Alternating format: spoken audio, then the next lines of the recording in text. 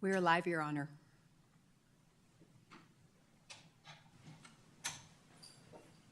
Thank you very much. Good evening. The meeting of the Newark City Council will come to order. Please join me in the Pledge of Allegiance. I pledge allegiance to the flag of the United States of America and to the republic for which it stands, one nation, under God, indivisible, with liberty and justice for all. Let the record show that all council members are present except for Councilmember Mike Bucci. The first item on the agenda is proclamation for Water Safety Month. Would Rec and Community Service Supervisor Kevin DeFranco please join me? Hey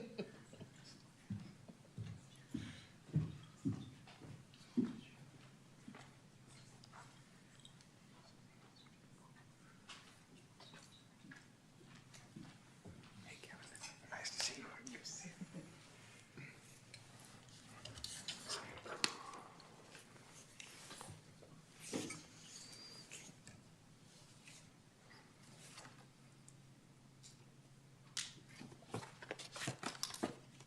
So this is National Water Safety Month. So we are issuing proclamation number 1914, whereas individual and organized forms of recreation and the creative use of free time are vital to the happy lives of all of our citizens. And whereas citizens of the city of Newark recognize the vital role that swimming and aquatic related activities play in good physical and mental health and enhance the quality of life for all people. And whereas the citizens of Newark understand the essential role that education regarding the topic of water safety plays in preventing drowning and recreational water-related injuries, whereas the city of Newark is extremely proud of the George M. Silliman Community Activity Center and aquatic programs of this community and their contribution to providing critical life skills, a safety and healthy place to recreate, a place to learn and grow, to swim, build self-esteem, confidence, and a sense of self-worth, which contributes to the quality of life in our community. Now, therefore, I, Michael Hannon, on behalf of my colleagues on the Newark City Council, declare May as National Water Safety Month and urge all Newark residents to enjoy, recognize, and help promote the benefits derived from the quality water safety programs and recreation resources which provide something of value to everyone.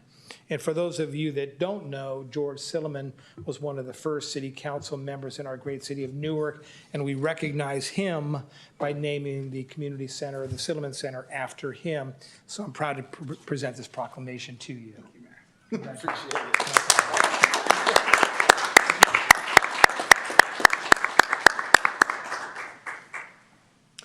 We're also going to proclaim May as Building Safety Month. And I would ask Brian Cabacera to please join me, Lisa Mendez, and Melanie Cabacera to join me, and Matthew Amaral. And Ken Wood. Ken Wood. Did I say it wrong? Oh, no, you're fine. He's coming up. Okay. Oh, I see. I said 4 and 5 came. I got it. I got it. Brian, let's see. I said Ken Wood. Sorry, Ken. I always save the best for last. These are really important employees in our city. Those of you that have been around long enough to remember the Loma Prieta earthquake and the fires up in the Oakland Hills recognize the importance of building safety. And that's what these folks do every day. They want to make sure that the buildings that we build, the buildings that we live in and our families live in are safe, period. Safe, that's all we ask. And we don't have as many fires today as we used to because of the outstanding building codes, plumbing codes, electrical codes that we continually update and adopt here in the city and throughout the state of California. So it's the fine work that these folks do every day to make sure that construction is safe so that our families are safe. So they're valuable public employees, and I'm honored to recognize them. So this will be proclamation number 1915, whereas the city of Newark is committed to recognizing that our growth and strength depends on the safety and essential role our homes, buildings, and infrastructure play both in everyday life and when disasters strike. And whereas our confidence in the resilience of the buildings that make up our community is achieved through the implementation of modern building codes and the dedication of building safety and fire protection officials, architects, engineers, builders, and others in the construction industry who work year-round to ensure the safe construction of buildings. Whereas the modern building codes include safeguards to protect the public from hazards such as hurricanes, snowstorms, tornadoes, wildfires, floods, and earthquakes. I might have put earthquakes first here. Whereas the Building Safety Month is sponsored by the International Code Council to remind the public about the critical role of our community's local code officials who ensure our safety, sustainable, and affordable buildings that are essential to our property. And whereas Mission Possible, the theme for the Building Safety Month 2024, encourages people to get involved in all aspects of building safety. Now, therefore, I, Michael Hannon, the mayor of Newark, on behalf of my colleagues, declare the May 2024 as Building Safety Month in Newark and urge all Newark residents to consider the commitment to improve public safety, building safety, resilience, and economic investment at home and in the community, and to acknowledge the essential service provided to all of us by local and state building departments, fire prevention bureaus, and federal agencies in protecting lives and property. So, ladies and gentlemen, I'm proud to present this certificate to you. I understand the building official is out of town, so please make sure you thank him on our behalf for the outstanding work that he does and that you do every day of the year. Yes, so thank you very much. Thank you.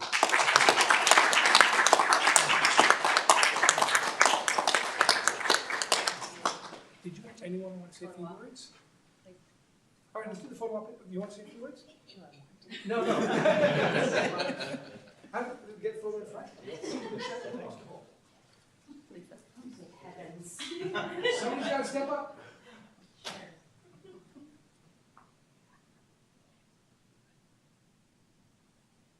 I'm going to ask my colleagues to come on down. Get a photo. Mr. Bennett?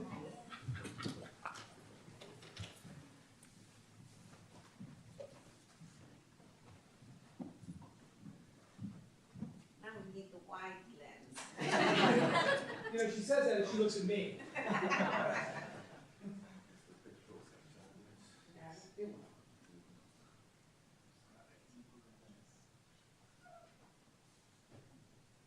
Excellent. Thank you.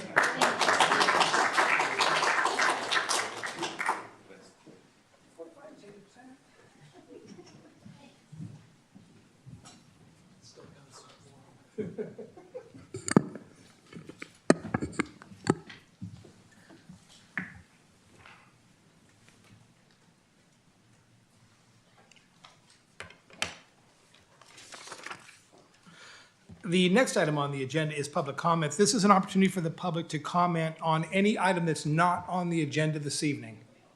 Is there anyone in the audience that would like to comment on an item not on the agenda tonight? Thank you. The next item is our consent calendar. The consent calendar consists of D1 through D5. Are there any items staff would like pulled from the consent calendar? Not this evening, Your Honor. Are there any items the public would like pulled from the consent calendar? Colleagues, any items you want pulled from the consent calendar? Not tonight. Thank you very much. The consent calendar consists of the following item. 1, approval of audited demands. 2, approval of the April 11, 2024 minutes. 3, adopt a resolution initiating the 2024 weed abatement program and setting May 23rd, 2024 for a public hearing. 4, approval of the plans and specifications. Adopt a resolution accepting the bid and award of a contract for the total bid to EYEP Solutions Incorporated for security cameras and building access management, and amending the 2022-2024 biennial budget and capital improvement plan. And D5, adopt a resolution authorizing the city manager to execute a master services agreement with Ring Central, Inc. for a hosted telephone system. Would someone like to move the items to be approved with any item approved by resolution or ordinance being numbered consecutively, and that the reading of the title suffice for purposes of the introduction or adoption of the ordinance. So moved.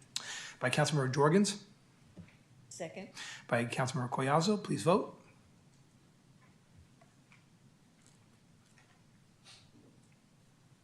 That passes with 4 ayes, and Councilmember Mike Bucci is absent this evening.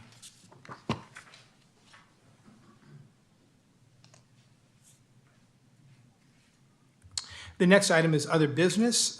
First item on the agenda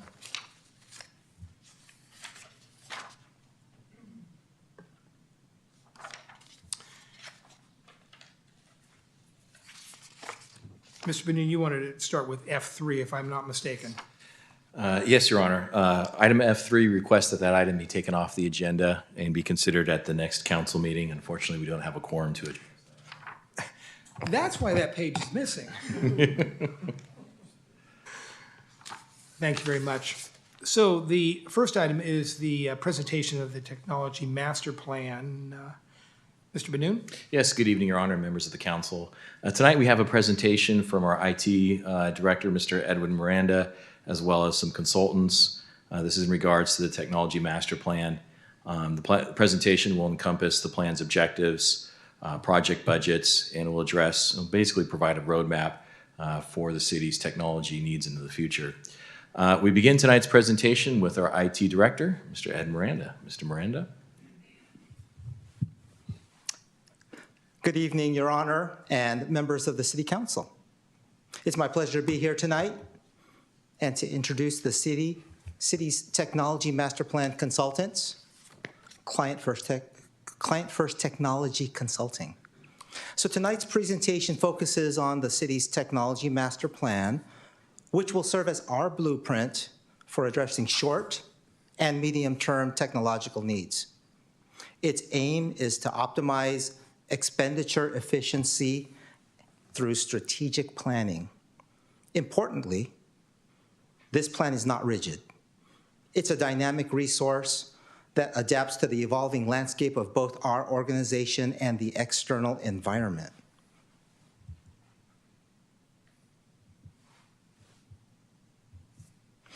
So we understand that there's a number of important technology areas of interest to the City Council, including cybersecurity, artificial intelligence, and broadband, which we will delve into further under item F2, as it's a subset of this overarching technology master plan.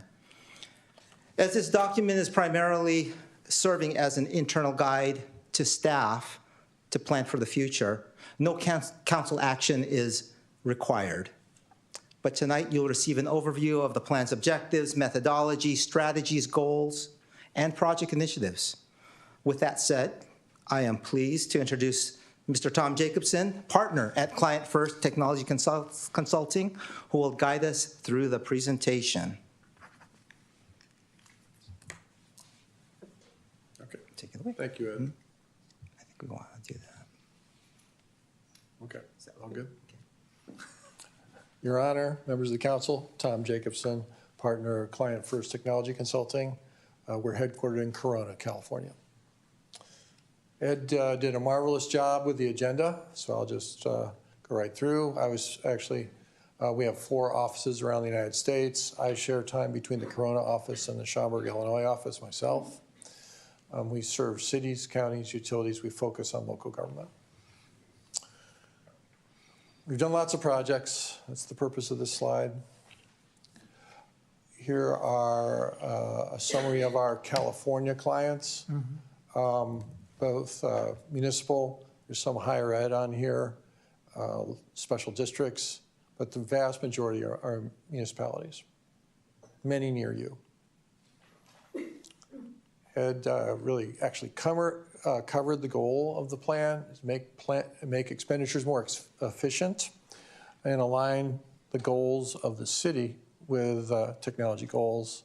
And finally, we considered the IS strategic framework presented to you in November 2022.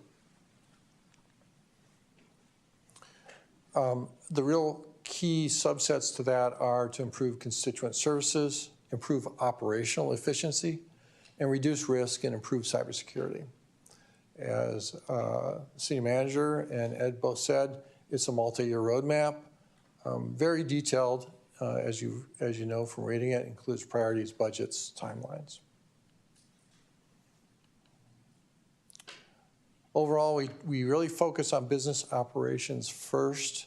We spoke to probably 50 people throughout this, 50 staff throughout the city about their operational needs, summarized those into initiatives, 28 technical initiatives.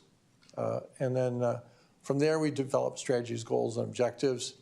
And throughout the thing, we have several workshops with staff to review our progress to date and help us prioritize the plan. We're impressed by how hardworking and dedicated the IT staff is. Most are newer to the city, but they understand the city's mission well, and they're doing a great job, really doing well for you. They're motivated to improve operations throughout the city, improve infrastructure, and finally, we want to compliment the city on the move to Microsoft 365. Areas for improvement are additional internal operational tools. You know, IT is one of the departments that needs to improve efficiency. So they need their own tools to do that. So those tools need to be improved. Incident response and disaster recovery planning, so you can recover in the event of some sort of unforeseen disaster or issue. And two items that were on the consent agenda, the telephone system and data network improvements, and then the public safety video and facility security improvements. Business application side of the house, these are the things that directly serve the departments. The ERP system that the city uses is implemented in 2020, is no longer being sold to new prospects. So that's a concern, not an immediate concern, but a longer term concern. So we recommend conducting a business process review and identifying gaps in the system, and then determining if that system should be replaced sooner or later. There's lots of demand for departmental system improvements. As I said, 28 different department initiatives in the plan. Major ones include improving workflow and then reducing what we call shadow systems, which are Excel spreadsheets that do things outside of the major systems, and manual processes. We talked about ERP resource planning above. Almost every city we work with needs some improvement on the timekeeping, scheduling side. Police and fire scheduling are complex entities, and then getting that into payroll is always a time-consuming manual job. The enterprise asset management system, which is work orders, maintenance management, should be replaced.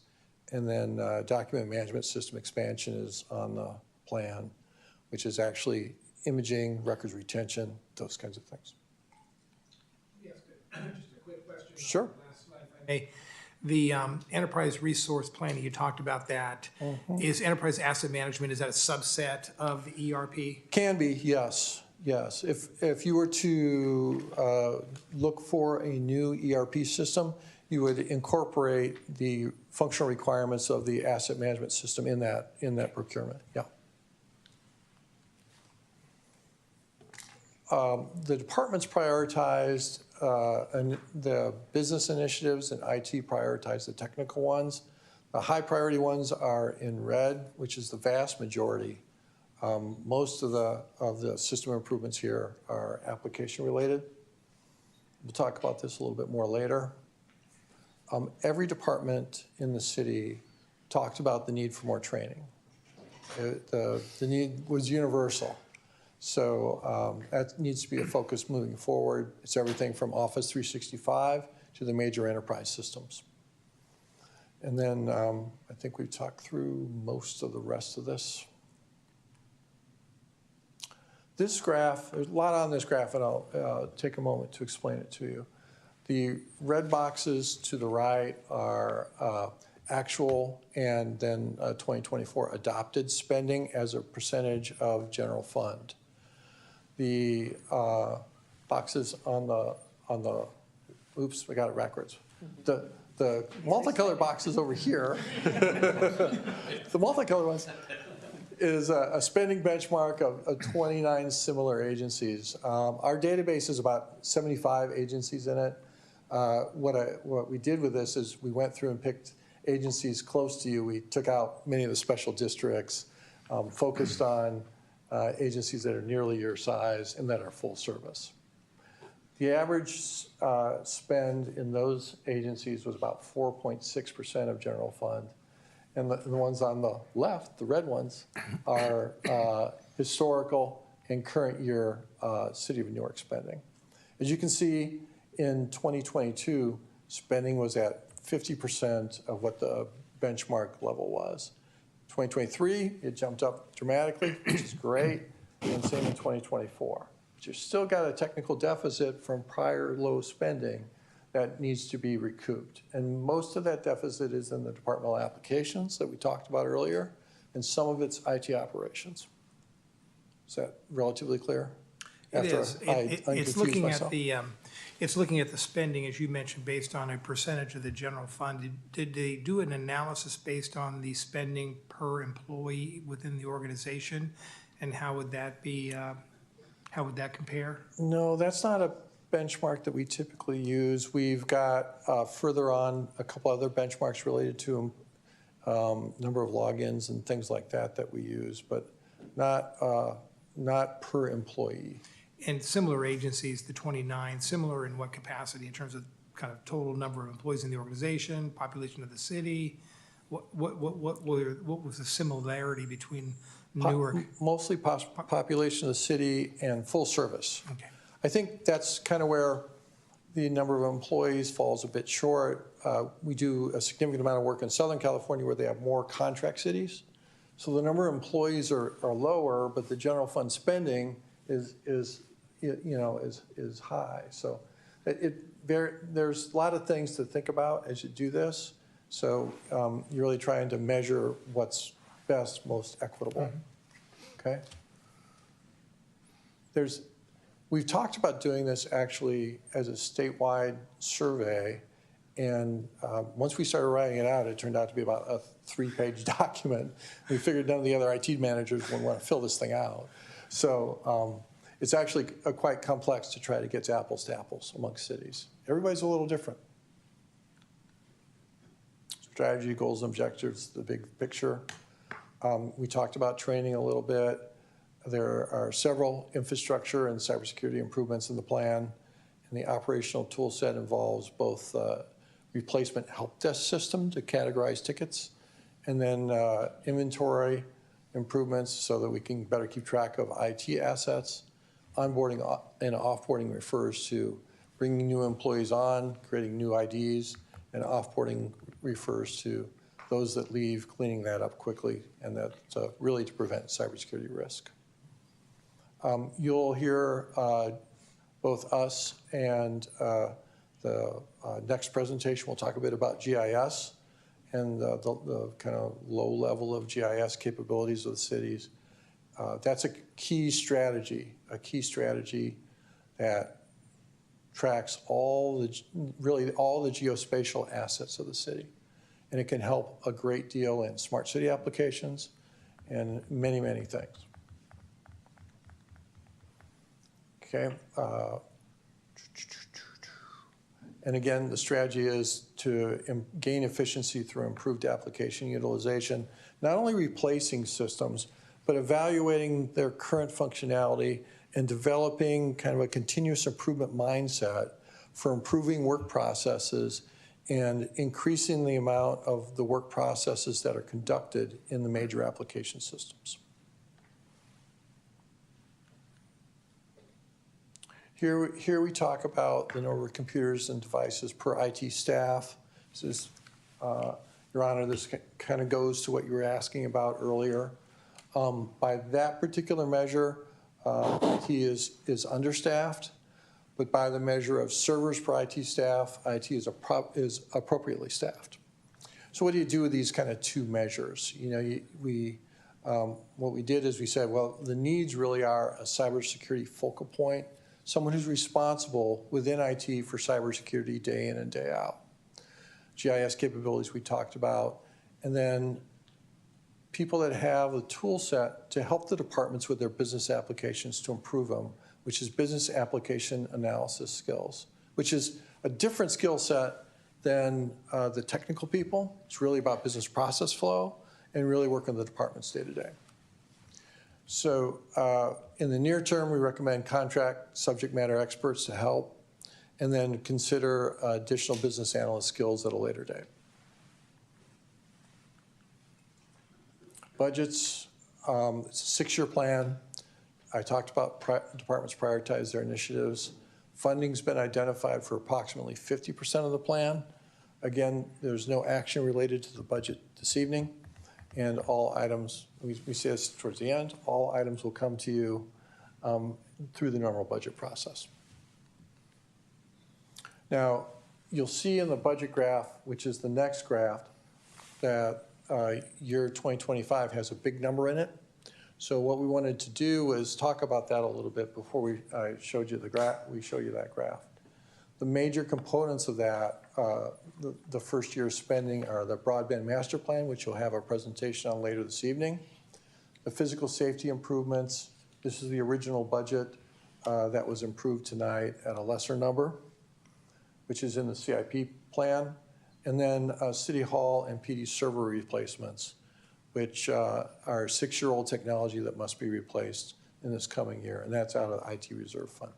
So out of the $5+ million in year one, $4 million are one-time costs and are funded through these existing programs.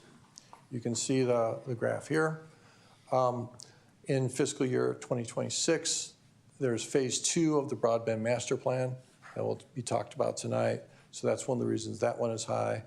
And we put replacement of the ERP system in fiscal year 2028. So that's the reason that number jumps up a bit, just to give you some basic highlights. These are the recommended spending from the plan. And as I said, most is or 50% of it is already funded. You can see though that staff and IT recommend everything's high priority here. Everybody wants everything today. So there's, that's one of the things is you have to spread out resources a bit to both fit within your fiscal needs and to make things happen. Just a quick question from me. Mm-hmm. Is the high priority, low priority, is that projected in, I'm looking at 2028, 2029, is that a low priority now, but we're expecting it to be a high priority then? Or will it be a low priority then and we're just setting it aside for that? So typically they grow in priority as you move forward. It's sometimes things just get pushed out. We've done these plans where 10 years later you're still talking about an item and then it's like time to drop it. But many times they'll go from low to medium and to high later years. But high is defined as people want to do this in year 1 or 2. And we've still got high priorities in the later years, which means we push some things out to try to level the plan. Right, because you're going to have additional items come forward next year and the following year that all of a sudden become a higher priority than the things that we already identified as high priority. So it's going to be a fluid process. Correct. Yes. I chose not to talk about governance much in this presentation because the city already has. No better place. Yes, the city already has a good IT governance program. So, and that one of the things we recommend in the plan is that governance committee is the group that manages the ongoing priorities of this plan. So, sure, you're the best governance body, but those guys are close second. I think it's important as we identify priorities. And I would imagine, Mr. Benoon, this will come through the CIP process when the funding for these priorities are defined. I think it's important to early on kind of capture what those priorities are, just so that we can go back and kind of do an assessment a year later and see how did we do on those things we identified as a high priority. Did we do pretty good in terms of checking the boxes? Did things come into the equation that forced us to change those priorities. I think it's important to have that conversation so that we don't lose sight on things that we did identify as high priorities and how well are we doing. And I imagine that will come through the CIP. Thank you. All right.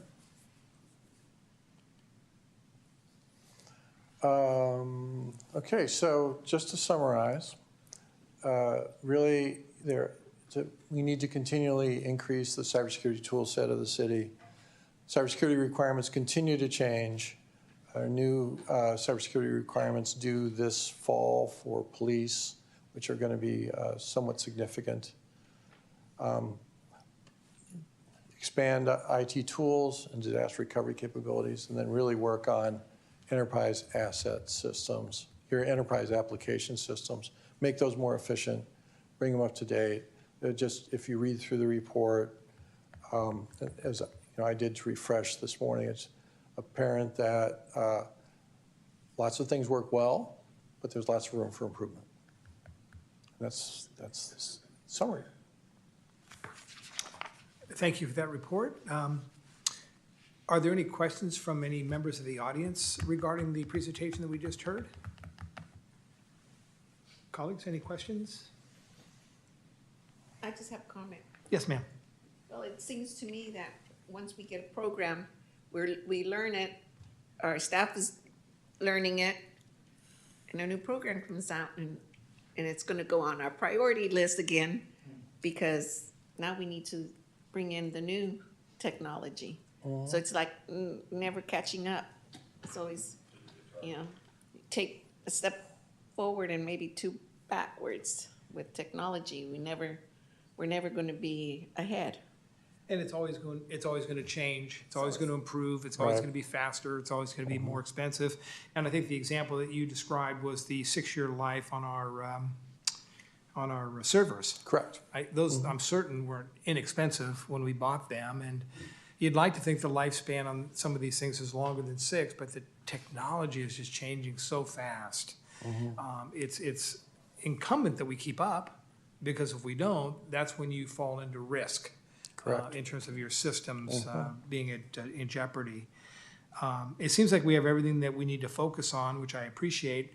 One thing I didn't hear, and maybe this is not where we need to hear it, I'm always interested in how it improves the customer's experience with the new technology or the enhanced technology that we're going to bring, because that's always what I'm going to be most interested in, especially when it comes to things like GIS, in terms of the different layers that we're able to accumulate that make information easily accessible to whomever wants that information.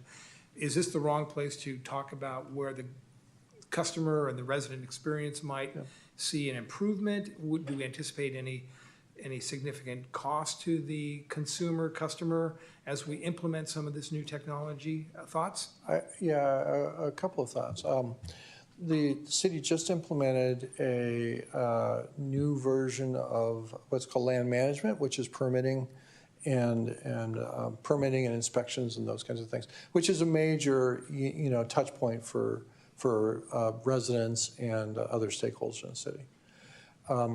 That implementation took some time, and there's another round of improvement that needs to be done in that's called out in the plan, and that's a major touch point. I think the GIS layers that you mentioned right now are done as a part of a consortium. So they're base layers, but they don't really have all the information that your residents would want. And that's one of the things that having either a GIS program would give you, would be more data that residents want than a resident-facing layers that were helpful. I live in Southern California, and one of the things I use all the time is Irvine's bike lane layers.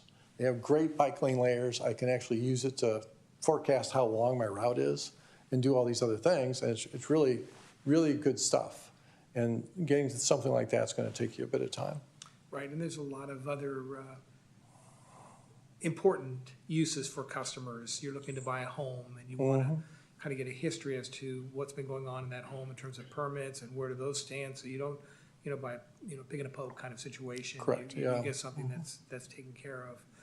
I had another question, but it escaped my mind. So, excellent presentation. Thank you. Greatly appreciate it. Oh, I know, the question just came to me. We talk about when we buy equipment, Mr. Benoon, we look at other neighbors, cities, in terms of, we're gonna go out and buy a police car, or whatever the case may be, and we understand that Fremont's gonna buy a police car. We kind of looked for opportunities to bundle acquisition of equipment and merchandise to help, kind of save on the cost. Is that something, do we do that locally when it comes to technology? Do we look at opportunities to work with other communities to see if there's an opportunity to save some money when it comes to some of the acquisition costs? So, your IT director just finished a year as president of MESAC, which is a statewide IT organization. And the listserv on MESAC is used by all agencies. And they spend a great deal of time talking about who's buying what, how much you're paying for it, all those kinds of things. So I think Mr. Miranda. It sounds like we do it. Yeah, you do it. Perfect. That's my independent third-party consulting. No, we are really, if you don't know this, we're really proud of our IT director here. Good. We have an outstanding IT director. He's demonstrated leadership not only here in our community in a short period of time, but when you're recognized at the state level, it really is a benefit not only to our community, but to other communities around the state. So we're real proud of Ed, and more proud of Mr. Benoon for bringing Ed on board, because that's where it starts. So thank you for the presentation. All right, thank you. Okay, more to come on that. It's always funny when we talk about IT staffing, Ed's eyes just kind of light up. Yeah. They just kind of, what? More staffing. So the next item is to receive a presentation on the broadband master plan and smart city report. Mr. Benoon? Yes, good evening, Your Honor, members of the council. Similarly to the last presentation, we're going to begin briefly with Mr. Miranda, who's then going to go ahead and pass it over to consultants. This is in regards to the broadband master plan. And this plan will recommend strategies for the city to increase the availability, affordability, and quality of broadband internet services. With that in mind, I'm going to pass it over to our IT director, Mr. Miranda. You have the floor. Good evening again, Your Honor, and members of the City Council.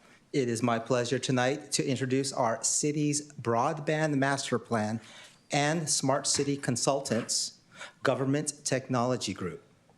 They will provide an overview of the draft broadband master plan, which also includes a Smart City report.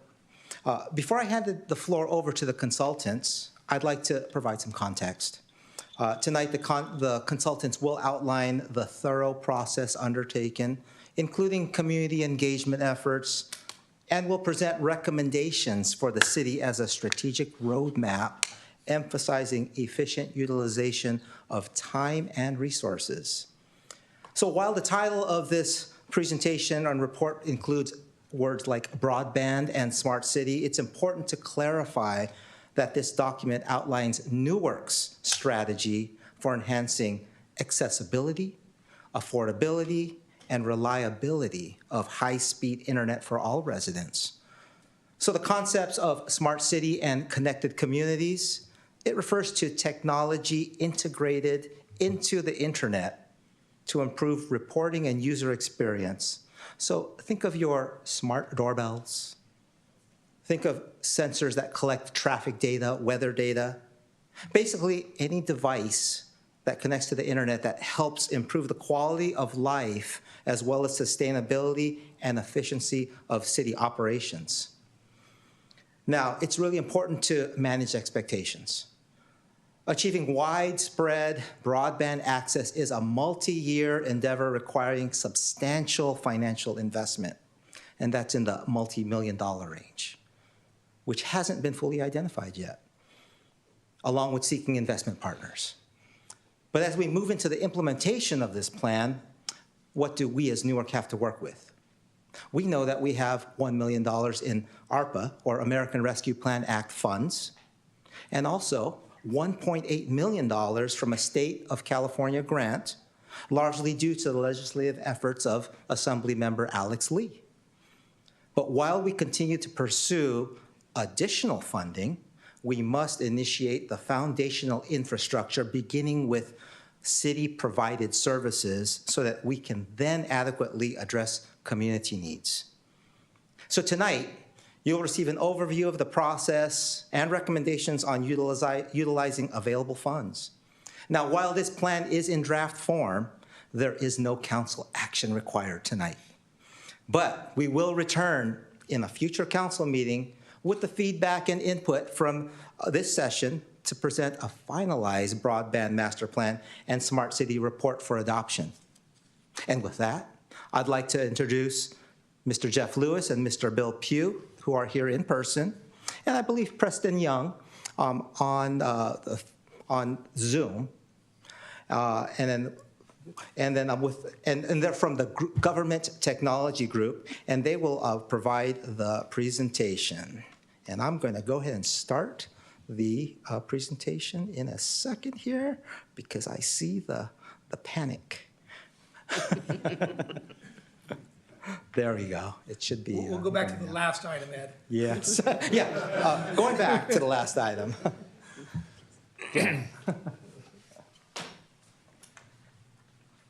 Great, thank you, Ed. Honorable Mayor, council members, and staff, it's my honor to be here tonight to present you the Broadband Master Plan and Smart City Study. I'm the managing partner for the Government Technology Group. I work with Bill Pugh. He is the co-founder of Smart Connections Consulting, and we work together on broadband and smart city projects. And Preston Young is online, and he assists us with it. He's one of the construction guys who's actually managed and built most of the stuff in the Bay Area, most of the fiber broadband. He's worked for Verizon, he's worked for Wave, he's worked for many of the broadband providers in here, so he's got a lot of expertise. So tonight's agenda, we're going to go over a master plan overview, market analysis that we performed, goals and needs of the community and the city, conceptual design that we provided, and like I say, we took into account the budget that you had and what you could do best with it, and then we left some options for you so you can make decisions on that. We're looking at recommended policy for broadband and expanding that, partnership opportunities, recommendations, and questions at the end. So an overview, the city's goals were to be inclusive. So you want to reach out. And inclusivity is very important. It's important for connected communities and smart cities to make sure that people have access to city functions. Most people in the some areas of the city don't have that access like everybody else. So you want to do that. You want to have reliability. You'll hear later, we did several surveys and studies. There was a lot of concern about reliability of the network and things being dropped and such. Reasonable cost, we know there's other cities and there's other providers out there that are providing gigabit speeds for $30. Why doesn't Newark have that? So that's something that we'll be taking a look at. And to provide a broadband infrastructure that supports economic development and future smart city initiatives within the city. Key findings is the city would save money by connecting city facilities. Right now we look at, I think there's about $100,000 a year being spent on operations. That could be, what we suggest is you build fiber to these facilities and you use that money to put to a technology fund, which will build up and pay for things like you put with a dig once, and then you can continue to build out your broadband even faster for your community. Connecting city facilities would allow you to build and contract, or to attract a private sector partner, and they would come in and help build this at lower cost. Now, one of the things you mentioned earlier was partnerships. I was a CIO at 4 different cities. I've built broadband at 3 of them. My most successful were regional partnerships, working with the schools, working with the colleges, working with your county. Where here you have Fremont right next, and they have some facilities. So making sure that you work in a regional perspective as well. And the PUC maps, most residents have access to high-speed broadband, but I'll go into that a little later that it can be deceiving. Key findings, while most residents are covered with high-speed broadband, there are complaints about reliability and lack of fiber infrastructure that will future-proof the city. And so some of the things that can happen, like we had a lot of complaints over, my phone doesn't work in certain neighborhoods, or your public safety department utilities saying we get into a neighborhood and they can't access their systems. And part of that is there's just saturation. If you get too many people in an area, you lose the bandwidth, and that can help drop you. The architecture. Some of these vendors and ISPs that you have, internet service providers in the community, are built on very old technology, copper, DSL, and they're shared technologies. So what that means is the more people on them, the slower it gets. If you're trying to watch the Super Bowl or something fun, that can really impact what you're doing. And the age and maintenance of the broadband infrastructure. Before 2007, I was the person in charge of auditing franchises within the city for cable. And I could do an audit, and I would go out there and make them fix it. AB 2097 took that away from cities, unfortunately, and you can no longer do that effectively. But when I did those, I found that most of the parts, they would have wires hanging. They would have barely connecting copper out there because it's dated, and nobody was forcing them to fix it. So that's where we're talking about the aged broadband infrastructure. Cellular coverage within city facilities is lacking or spotty, and the city could benefit from implementing policies and best practices. A dig once policy and your policies to implement broadband are extremely important. You'll be looked today as the council that implemented the legacy of why we have great broadband in Newark. I've done this, and you don't have the funding to get from here to the end right off the bat, but you put the dig once policy in place, and you'll be surprised in 10 years your community will be very effectively have high-speed, low-cost broadband, and you'll be able to attract good providers in that provide that low, reliable, fiber, future-proof broadband in the community. Key findings, the city has a good security framework in place. We always mention this when you're trying to do broadband, which will lead to smart city or connected communities, because you're putting sensors out there, you're putting, there's artificial intelligence is the new buzzword out there. You're getting all these devices, and you want to make sure that your endpoints out in the community, your traffic lights and so forth, your sensors on anything in the street are well protected, and that you're protected so you don't get attacked. The city has smart connected community projects already in place. Most cities do, they just don't call it that. But you guys have that in place. You have e-notifications and Text.my.gov as examples. And the city has multiple opportunities to implement smart city solutions. We have that on a later slide, some of the costs for some of those things. We left those open so you could give some direction on where to go with that. Market analysis, major providers, you have Comcast, which serves most of the community. They're their biggest provider. AT&T, T-Mobile, and Verizon. Concerns were cost. They have high cost, they have reliability issues, and availability. So that's something that is brought out as in the workshop and in the online surveys. And in matter of fact, with your public safety departments having concerns over it within your community. And in utilities department. So you have saturation issues, you have architecture issues, and age and broadband maintenance, which we mentioned earlier. So the goals and needs, we had the community outreach meetings. There was reported dissatisfaction with the current services. There was a desire for improved reliability and customer service. The attendees felt there was a need for increased competition. And attendees expressed interest in the city helping provide and support better services. Takeaways from broadband/fiber gaps appear to be in the last mile. So last mile is when you're talking to the home. And you've probably heard middle mile. Usually middle mile is connecting between cities. And then you have long haul, which goes across throughout the state. Consequently, reliability and speed seem to be the key issues. You have limited city assets for broadband infrastructure. So that's some of the things that we're recommending. As you're running, make sure you take the opportunities to connect all your traffic lights and anything that is good for the city and for your community. The city has issues with wireless communications for public safety and public works. So in there, some of the, once you build out broadband, then you can extend better Wi-Fi or 5G in your community with it once you have that foundation in place. And that can solve some of those issues. The city has limited technical staff to support expansion of broadband. This is not limited to the city of Newark. Most cities don't have a broadband expert on staff.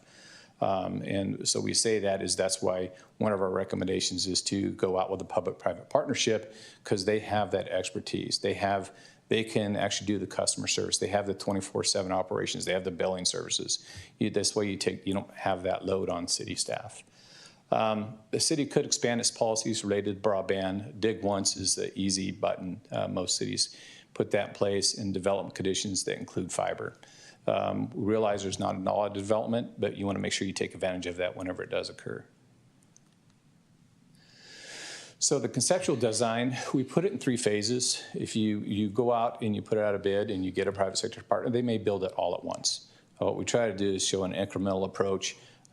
So if you're building it as a city staff, you need that time to build it over time.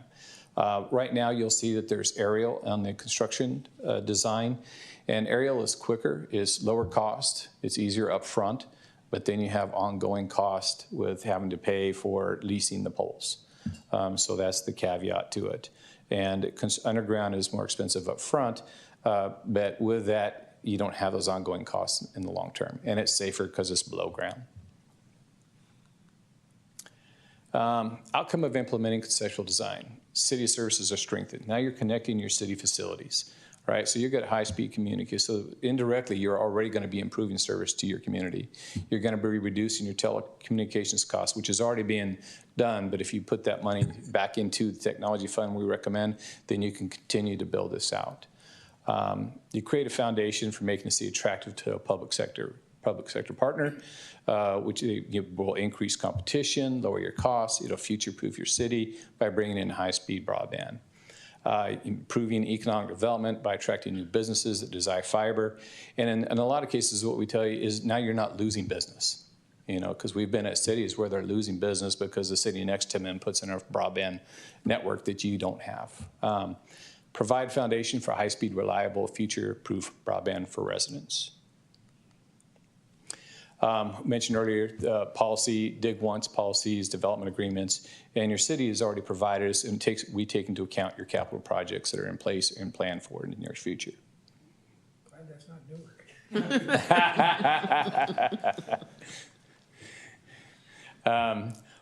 Designate some of the top recommendations. Former designated staff broadband advisory group of key stakeholders. It could be a subset of your already governance committee that you have. You want to make sure that the people who have interest in there are on there. You want to keep it small and nimble because fiber is quick. All right, and if you get opportunities, you got to take advantage of them. Create policies and clear workflows. The clear workflows, the city's already doing a good job, but it's streamlining your permitting process. Make sure it's attractive to get things done and to bring fiber in your community. Create a technology enterprise fund. This is so you can take advantage. If you create a dig once, it's no good if you don't have the funding to put something in the ground when it happens. And trust me, I'm working at one city right now where they've already missed 2 projects because they don't have the dig once, and they can't get it there fast enough. So I highly recommend getting that in as soon as you can. Create a public-private partnership. We recommend doing this because not only do you not have a customer service department that's built to do this. You don't have the people that are on staff that can fix fiber. The public-private partnerships have that already built in. And most of them will do a revenue share with the city. Some of them are getting very small, but there's a few out there that still really are looking forward to helping communities out, and they want a partnership, a true partnership. Incrementally build broadband infrastructure. Like I said earlier, you have a small amount now, but if you start now, in 10 years, you're going to look good. In 20 years, you're going to look great, right? So it's just going to be that time. It's going to take time to go over it. And support digital inclusion. So one of the things you'll see on the HLD is that it's spread out throughout the city. Usually you like to create a ring, but the lack of funding, we try to make sure we at least had spokes that got into different parts of the city. And if you attract a private sector partner, the money that you put into dig once policies will help expand it, but they are going to want to go where they can generate money as well. So they're going to be going to your neighborhoods that don't have fiber. They're going to go, your business community is lacking fiber. that's a great location for them to look at. So that will help them incrementally build as well. And then you can grow out faster as you go. And supporting digital inclusion. While the city of Newark is not highly desirable for grants as far as CPUC is concerned, you do have a need. And there are smart city grants out there. I've been at two cities where we built most of our fiber with traffic grants. So there's other opportunities you could take a look at and work with that. Funding use recommendations, conceptual design, connecting city facilities. We have that estimated at about $1.8 million, and that would be the phases to get you started. We recommend doing a Dig Once policy development standards with that as well, and also when you do start building fiber, you need to have construction management, so the part of that can help out with that as well. Create a public-private partnership, submit that, get a great partner, and get that going soon. And I know that you have some ARPA commitments that need to be done by the end of the year, so we think that is doable, putting an RFP, finding a partner, and getting that encumbered before then. We have on here Connect to the Apple Network Data Center. That was more of an example. We realized that they were bought. But the key point to getting low-cost internet services is to attach to a hub that has wholesale internet services, right? So instead of paying high cost, now you're in there, and these hubs have sometimes hundreds of internet service providers. They're competitive. Now you're buying it wholesale, and then you can pass that on. If you have partners with the school districts, then they could take advantage of it. If you have the college, they can take advantage of it. So that's something that we recommend is connecting that. I jumped right by Wi-Fi in the community. Bill's going to be mad at me now. Because this is one of the smart connection ones smart city ones that are highly recommended. Your city has done a great thing already by putting in streetlights that are smart city ready, right? So they have the technology with them to expand that to use Wi-Fi technology out there, and that is throughout your entire city. So now you can target where's the best use of this, get those places up and running. So that's one of the things that we're recommending as well. You can also identify, and you can put in just Wi-Fi in an area, but your streetlights are probably your best bet. That's our opinion, because you'll be able to get more bang for your buck, right? Because you already have the technology there on the poles. And incrementally build broadband infrastructure. That's over time. You take advantage of that as much as possible. And with that, I'm going to pass it on to Bill, and he's going to discuss connected communities. So, Bill. Good evening, Your Honor, and members of the City Council.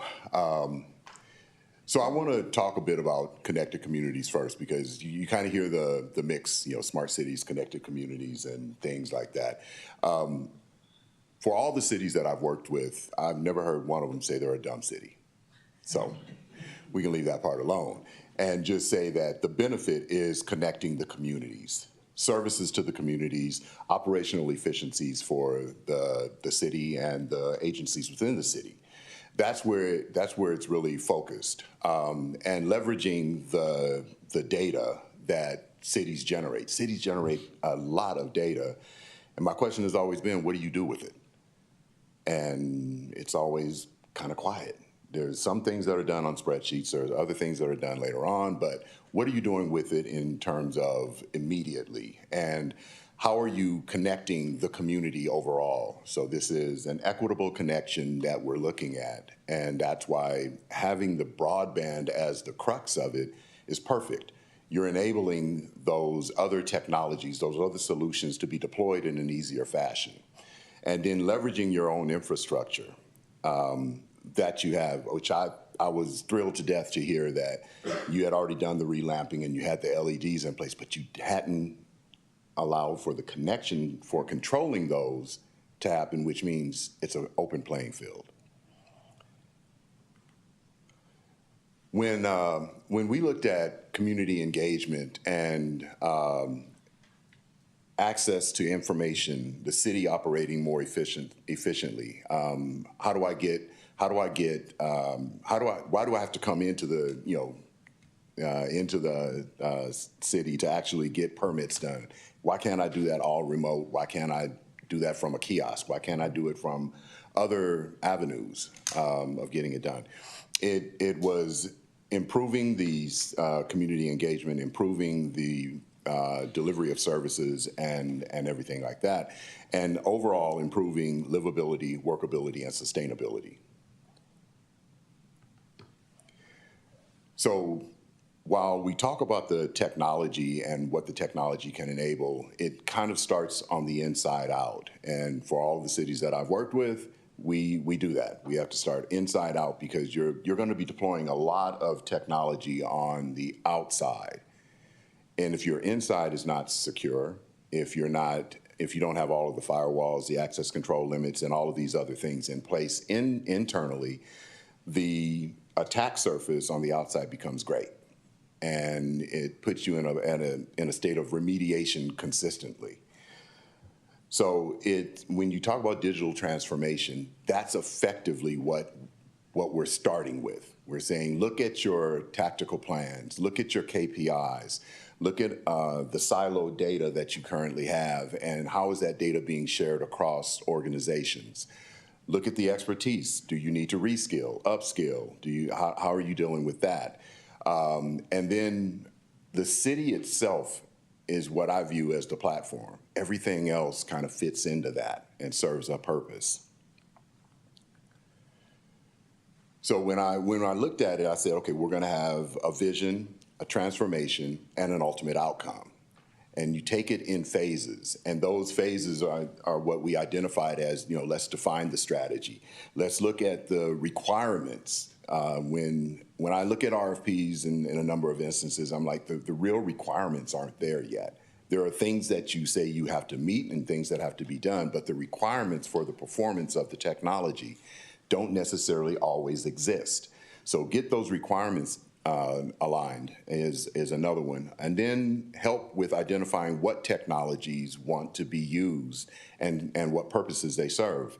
In some instances, it's going to be operational efficiency for the city. In other purposes, it's going to be the connected communities, engagement, results, transparency, all of these other things that the community will be looking for. And then a cross-departmental roadmap. If we look at that, I've seen several times where Public Works is doing one thing and another group is doing something else, and I'm like, you guys are kind of doing the same thing. Why don't we collaborate and then understand what data can be leveraged, what insights can be leveraged to serve another organization? And then KPIs. I think KPIs are hugely important, and in some instances they need to be fluid and changed because you'll meet them, and then in another instance you need to issue new KPIs because you've advanced. The transformation piece, because that's where you want to institute those changes from the first step. And when you're looking at the processes, as you institute new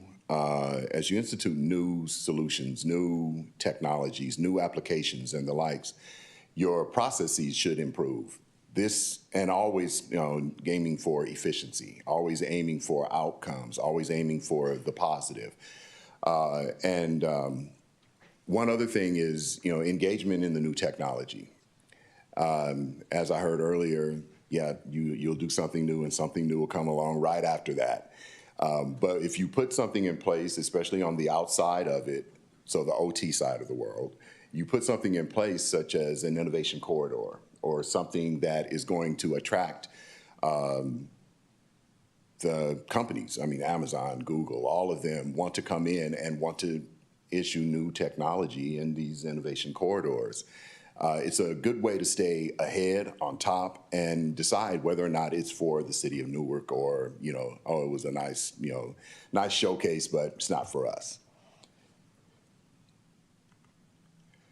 The outcomes. You're at the point now where you've already implemented a number of these things, and now you're able to look at your KPIs. Were the KPIs accurate? Did they serve the purpose? Did they deliver on the expectation? What operational efficiency did we gain? At the end of the day, city as a service is created by the community feedback. You'll institute some of these technologies, and the community will say, from a transparent perspective, yes, we want that. Yes, that'll be good for us. Yes, and actually come up with different ways to utilize the data, utilize the services themselves. So the path to delivery, and I think you heard this earlier, the cybersecurity alignment. Cybersecurity piece, I say it all the time, it's not a matter of if, it's a matter of when. It's going to happen. There is no bulletproof answer to that. And I've seen it time and again. The community broadband, that piece of it, and I think there's a tremendous opportunity to leverage your existing infrastructure to deliver equitable broadband in a number of areas by using the connected streetlights. So connecting those streetlights, because you're already set with the necessary input. So there is a NEMA socket that sits on top of the streetlights, and there are a number of organizations that actually have the control for that, as well as the ability to deliver Wi-Fi. We talked about the GIS and the implementation there. Traffic monitoring, all right, I lived in the Bay Area for 25 years, and the traffic has been just something to experience. So I split time between, I thought it was gonna be better, I split time between Texas and I went there, and Austin is just horrible.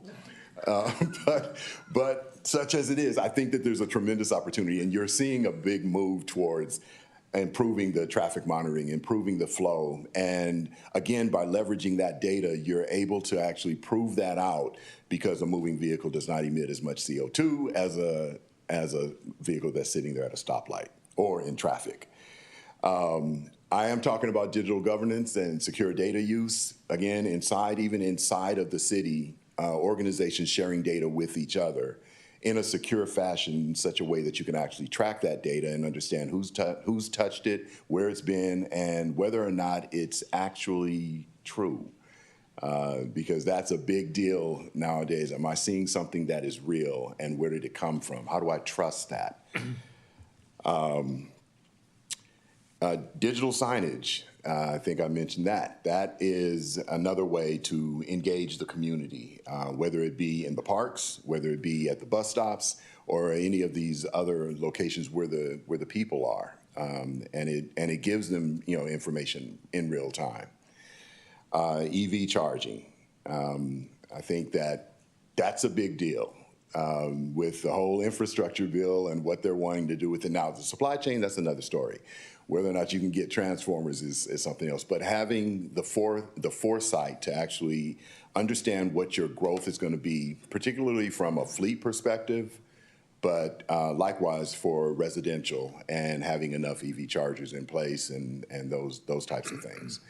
At the end of the day, that's, I look at it as program alignment in terms of the delivery of the services.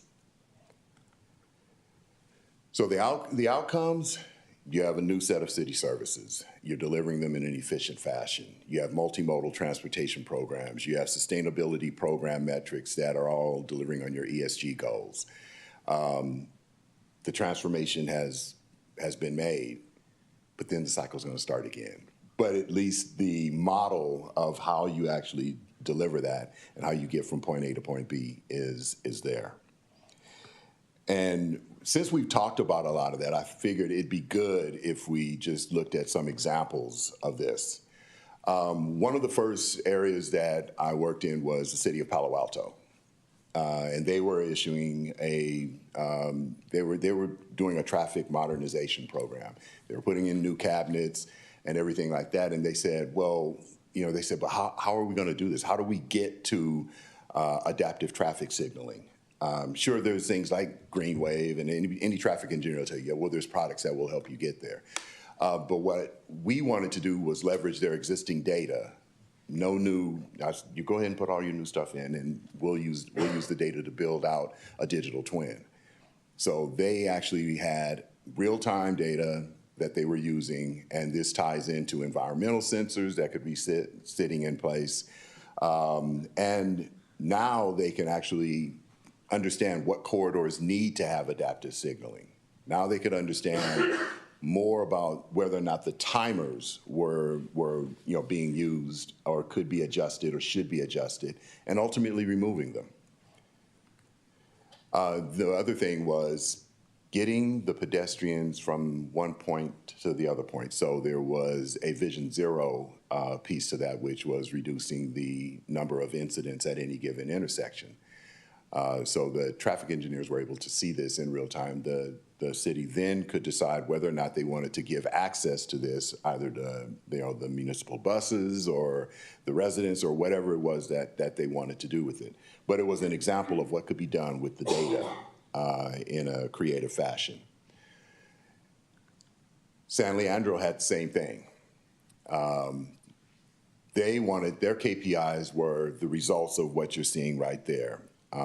By putting in the connected lights and actually having adaptive signal technology used in their traffic.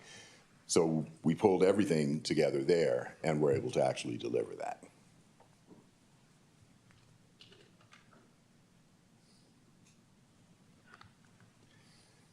County of San Mateo, right around the pandemic. Of course, everything kind of went haywire with respect to the connectivity and the ability to have the kids connected to school.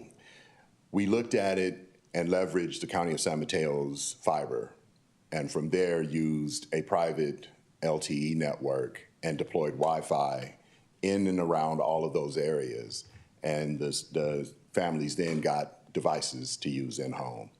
And we did that project in less than 3 months during that time. And that was the big push at that point to say, look, we have to do this all over. There's so much of this. It became very clear.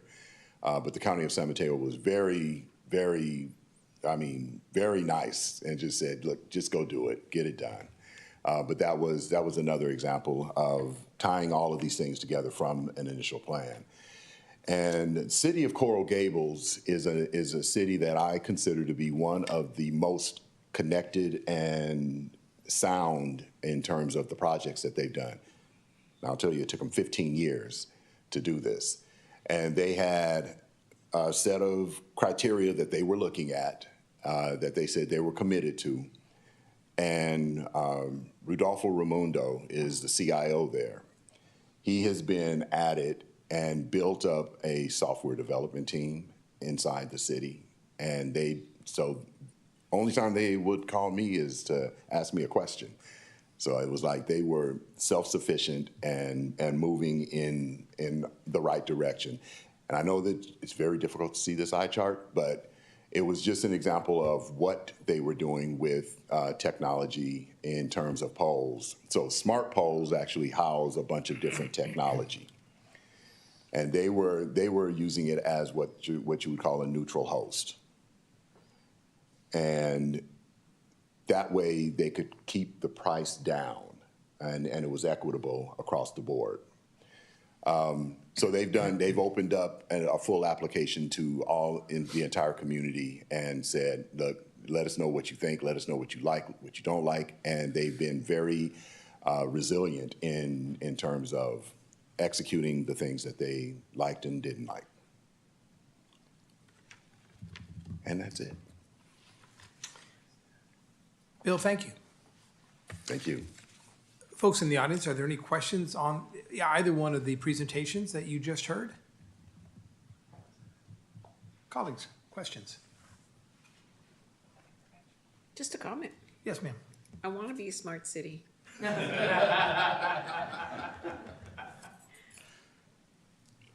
I had a number of questions. I love the last example when you refer to the underserved communities.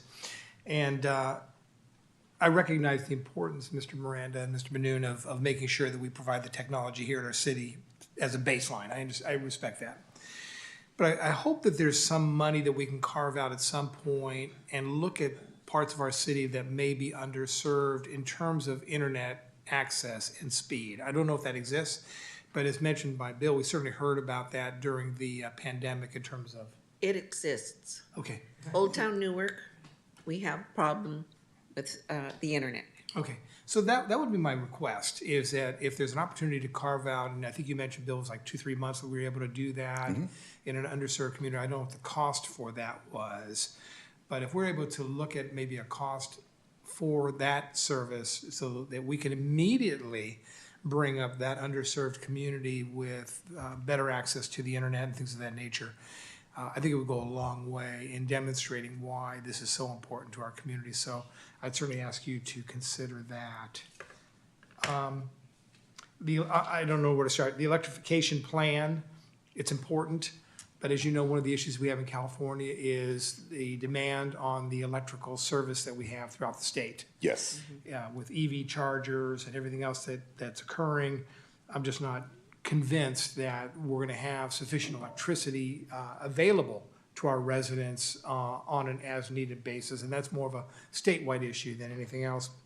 But I put that, we're fortunate that my colleague, Mr. Jorgens, sits on the JPA that deals with this issue, and I know that's something he's sensitive to, and certainly keeping an eye on it.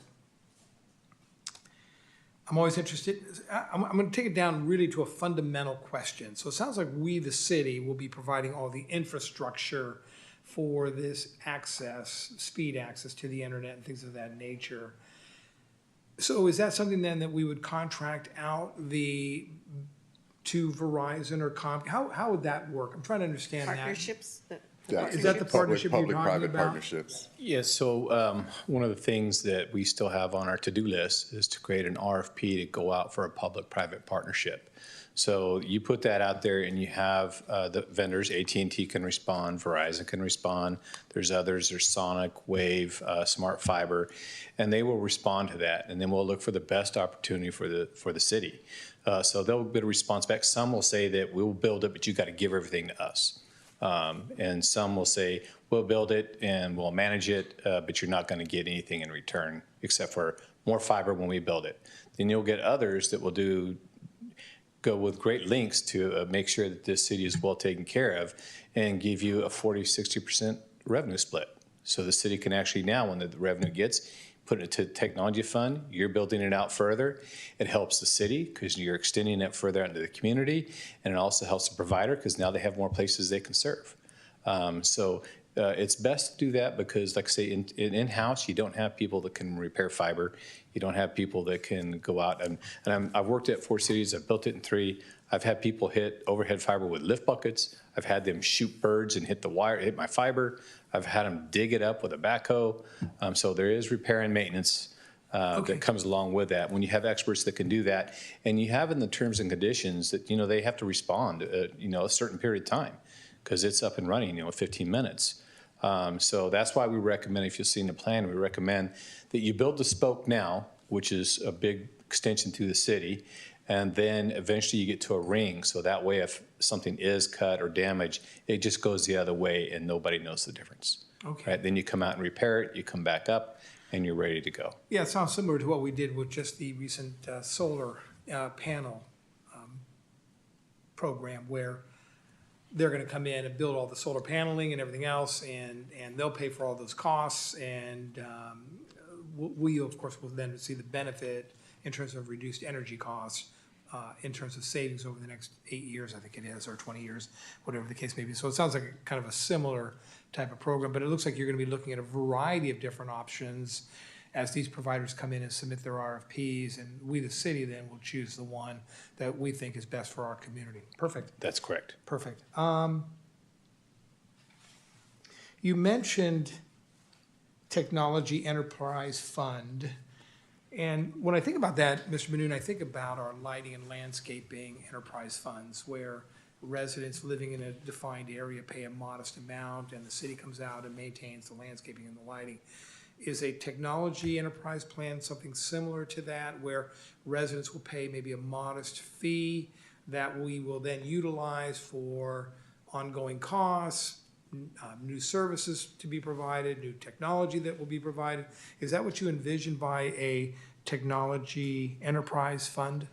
Yeah, I envision, the city would need to evaluate whether you want to have a fee on the city, but you can do that and you can put in the fund. We've seen technology fees added at other cities. We also envision that when you ever see savings that you get, like if you're savings from telecommunications costs, reinvest that back into the fund. And that fund needs to roll over every year, right? So it continues to grow over time. And then another way you do that is the revenue share that you get from a public-private partnership. If you get the right partner, they're going to invest back into you. You're going to have that money to an enterprise fund. And then when you have the dig once policy and someone says, I want to come dig in my streets, you say, that's a great location because you already have a plan. You know you want to go through your major arterials and everything else. So you say, okay, now I have the money in place. You don't have to go rob your general fund. You don't have to fight for where's the money's at. It's there. And sometimes, I had one city manager once, it built up and it was getting a little big. He's like, that money is just sitting there. Had a project come up, used every penny of it. Mm-hmm. So, you don't want to rob it. You want to build that up. You want to have that in place. So when you have a large capital project or someone's coming in and digging up your streets, you can take advantage of that. And then that'll just continue to expand it faster. If you don't have that technology fund, then you have to go through the budget process, which is not really working for dig once type events or anything else. So. Well, Mr. Benoon, just put this on your radar plate as well. We have a utility users tax that's going to sunset, and I think in the year 2029. This would seem to be a perfect revenue nexus between technology and utility tax that maybe we want to consider at some point, kind of transitioning the use of those funds for where they're currently allocated. We're in a better financial position come 2029, that maybe we use those funds specifically for technology and other utility type of costs moving forward. So, another benefit to having that is if you get a public-private partner, they're going to be still looking like the other providers. They're going to want to go where they get revenue, right? Where they get the best return on investment. Whereas the city can use that fund to get to the unserved areas. So you're going to go there and you're going to help them get faster, whereas a public-private partner on their own may not go the direction you want to go. Now you have the funding in to get there and make sure that your entire community is served and not just certain areas. and of course, I hesitate to ask the next question or make the next comment, but if we chatted with the school district and/or the college district to see if there are opportunities to work collaboratively as we move forward with this citywide. We have reached out to the college. We've reached out to schools with not much interest, but the college is interested. Why we're not surprised? And it's funny because my best solution that I built out at a city government is we had 4 schools participate. Yeah. And so, there were 4 school districts and they all participated and they all chipped in. So that was my best one. And we had a private partner who chipped in, and we had a city and a county and another city. So that was a truly regional project, which drastically reduced our cost and actually increased the entire benefit to the community because now the schools had access to that as well. Was the college receptive?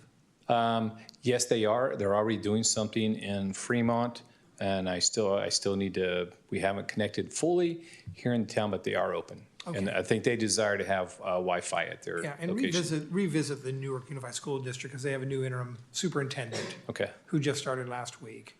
Great. She's a bright woman, and when you indicate that you're working in partnership with the city, there's another collaborative effort that they can work with us on because at the end of the day, their community and their citizens and their students will benefit as well. Yes. Okay. Any other questions or comments? Thank you for the presentation. These were informational items only. So again, Mr. Miranda, thank you. We'll go to City Council matters, and Mr. Benoon, oral updates.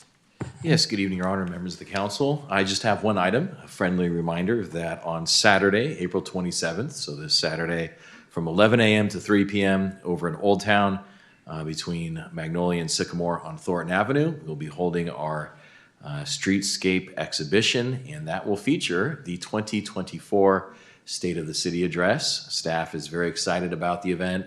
The road will be closed early on in the morning, and we will have a stage put together. The mayor will deliver his State of the City Address from the stage. We have some performances throughout the day, Ballet Folklorico, Schilling Elementary School.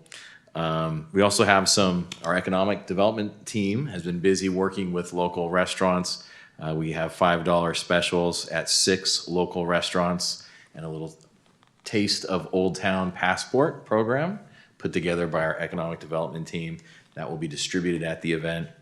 There'll be an exhibition of public art as well. And am I missing anything else, Ms. Peterson? Does that cover it all? Okay. And a performance by the high school band, and national anthem will be sung by a community member. And the Associated Student Body President will also be joining us for the State of the City Address. So staff is very much looking forward to the event, and that is again on Saturday from 11 a.m. to 3 p.m. I've asked Councilmember Collazo to give me a call around 10:30 just to remind me of the event. Councilmember Jorgens. Thank you. Yeah, for the first time in a while, we were able to have our city school district liaison committee on Monday, so I'd like to thank staff for hosting. We had 3 terrific presentations on our housing element, on the facilities upgrade, and then on the SRO program, so it was a great meeting. We've got, I think, some really interesting data we were able to look at, some interesting conversations, and some really interesting areas of collaboration that hopefully we can bring forward in the future. Excellent. Councilmember Collazo. Thank you, Your What Honor. will you be serving on Saturday? You know, our special, our $5 special is going to be a taco and tamale plate. Oh my gosh. And if you look on the passport, for an extra $1, you can get an agua fresca. And we're gonna have 3 flavors. We usually only have 2, but on Saturday, we're gonna have 3 flavors to choose from. So I'm really excited about Saturday. And you know, I always say, if you're gonna shop, please shop Newark. And this Saturday, if you're gonna shop, please come out and shop Old Town. That's all I need to say. Thank you. Vice Mayor Freitas. Thank you. I also want to commend city staff and all the hard work that was put into the State of the City address on Saturday and all the businesses that are participating. This is an opportunity for our community to begin looking at, and we've seen this established with other events in the past, where we've closed down streets and had festivals and events, whether they be religious, cultural, whatever the case may be. We need to do more of that, in my opinion, and we need to bring more of those opportunities throughout our city. I know we call it Old Town. I want to put the historic downtown kind of in our mindset, because we don't have a downtown in Newark. And when I think of that area of Newark, it's really kind of the original part of our city. So I want to really look at historical Newark being in that location. So I'm excited about all the food vendors. I'm excited about all the entertainment. I think one of my brothers might be there, one of the 9 siblings. I think he drew the short straw, but he said he's happy to be there. That's what he told me. So it'll be a great event. I'm looking forward to seeing a lot of Newark residents. As council members, we represent this community and all of our communities. So let's make sure we have a presence out there, thanking folks, shaking hands, and make it a real festive event. So I look forward to seeing all my colleagues on Saturday. And again, Joyful and festive. Yes. So thank you for that, and thank you for everybody's attendance tonight. This meeting is adjourned. What a bargain.